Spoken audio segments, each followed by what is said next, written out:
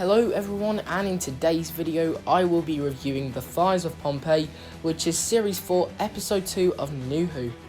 Now this is a very well executed story, and we get to see an emotional side of Donna. The whole story revolves around Donna trying to stop the Doctor to prevent the volcano in Pompeii. There are some moments which really take you on board and make you have sympathy for Donna for what she has experienced. There are times when the Doctor can't change history because it will interfere with time itself, and I think Donna really has to accept that in this episode, which is great as we get to see her question the Doctor very often in this episode, like loads of companions. Speaking of the cast, we've got the Doctor portrayed by David Tennant, who gives an outstanding performance in this episode. Donna Noble portrayed by the wonderful Catherine Tate, who really gives a different side to her character. Normally she's arguing with the Doctor for some stupid reason, but in this episode she's crying and really experiencing grief over Pompeii. There are thousands of people who have been killed by this explosion, and the Doctor's standing there in the middle of it and he can't do anything to change it. Peter Capaldi, oh look, it's the 12th Doctor, who portrays Guy Kilius, I think his name is.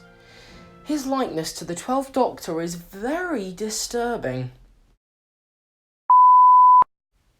Anyway, his performance was pretty decent in this episode, although I do find it a bit annoying when he acts like that police box is so ancient and godly. It is the most wonderful thing ever. I mean, to a man in the 79 AD, that would mean absolutely nothing. I mean, it would look quite mysterious, look quite interesting, but I don't think it would be what he describes it to be. Moving on, we have Karen Gillan. Oh my goodness, it's another recycled Doctor Who actor. What is going on?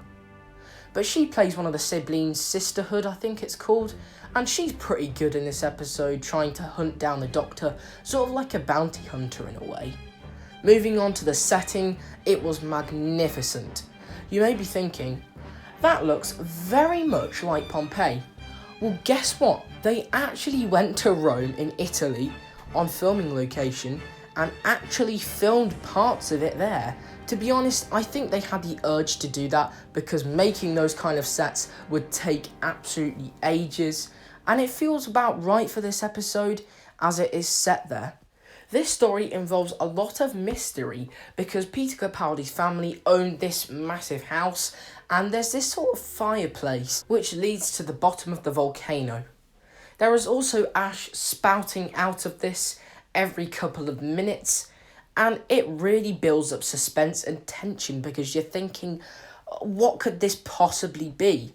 However, we later discover there is a creature called the Pyrovile being imprisoned down there. A great monster that fits in nicely in this story.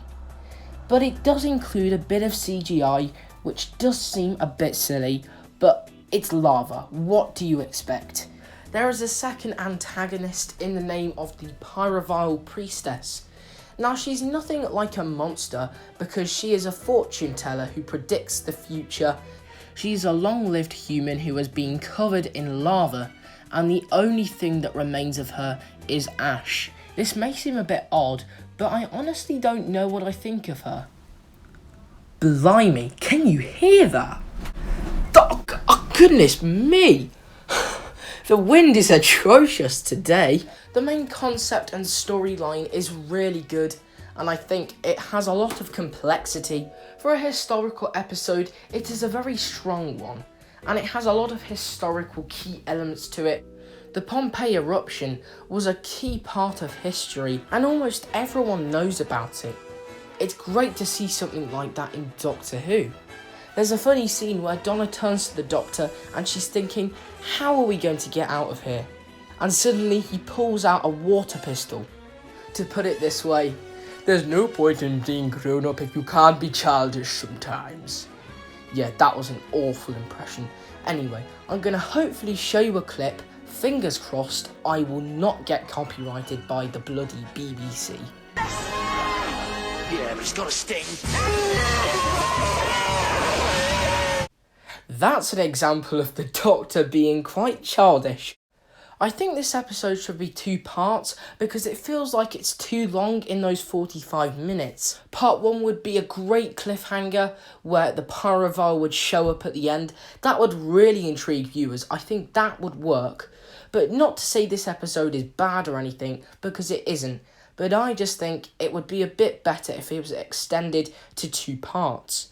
At the end, the Doctor and Donna are in that tiny pod, and the Doctor pushes a button which directly activates the volcano, which then sets off the eruption. Now, this is quite controversial opinion.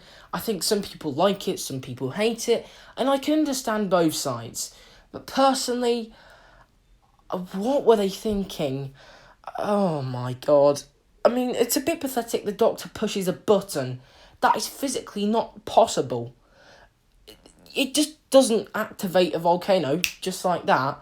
I think it just could have erupted more naturally to how it really originally was, because that was just a bit of a simplified ending, which is a bit silly. You know, it wasn't really needed in my opinion. I just thought, oh, this is just a bit of a bad ending to such a strong episode. But that's just my opinion. Don't judge me on it. You can think whatever you like, and I don't mind. I don't mind people's opinions, but that's what I personally think. So that's about it for this video. I think I'm going to wrap it up there. Overall, I give this story an 8 out of 10. The only thing that lets it down, like I say, is the ending, which I feel is a bit silly. But it is such a well-executed story. We get to see a different emotional side of Donna, and the scene when she cries, it just gets me every time. And the Paraval is just amazing, really great villain. There is just so much to this episode, I'd recommend it to anybody. So I hope you have enjoyed, subscribe, and I will see you in another video. Goodbye for now.